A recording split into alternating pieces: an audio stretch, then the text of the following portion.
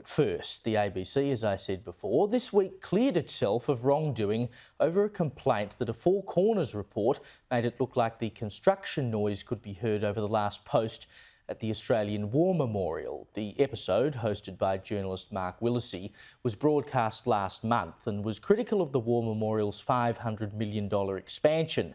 James Willis reported in the Daily Telegraph this week that the War Memorial had lodged an official complaint with the ABC over the episode, and specifically the bit where the last post is played over the top of construction noise. The Australian War Memorial's director, Matt Anderson, told the telly that they had, quote, a stop work order since 2020 to prevent construction noise from disrupting commemorative ceremonies, including the daily last post ceremony. At best, it was remarkably insensitive to all, for whom the sounding of the last post is a most solemn act and tribute. At worst, it appears it was a deliberate edit to mislead the audience. This is the part of the program to which he refers.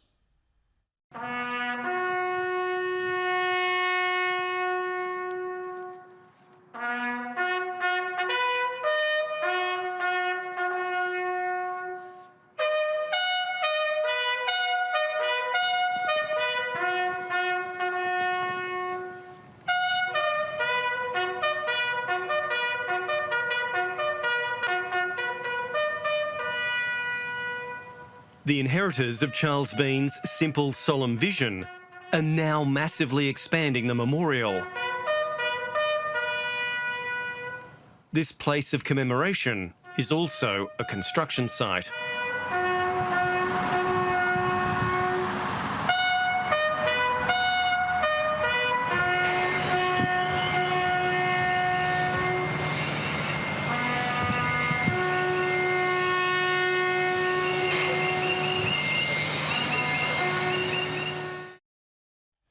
Now, what you saw there was multiple pieces of footage edited together. The construction footage was not filmed at the same time as the last post or the footage showing Mr. Willesee. And I don't suggest that it was deliberately edited to make it look like construction was going on while the last post was playing, but I do think many viewers would have had that impression.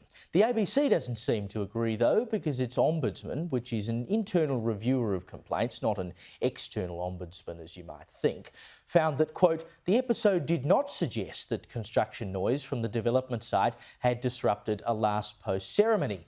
We think that Four Corners is correct that no reasonable viewer would interpret this series of scenes as a continuous sequence. Even a viewer who might have got the impression that the recording of the last post was live audio from the ceremony in the first or second scene would have understood that it was then borrowed, quote unquote, as a unifying musical soundtrack for the following related but separate scenes.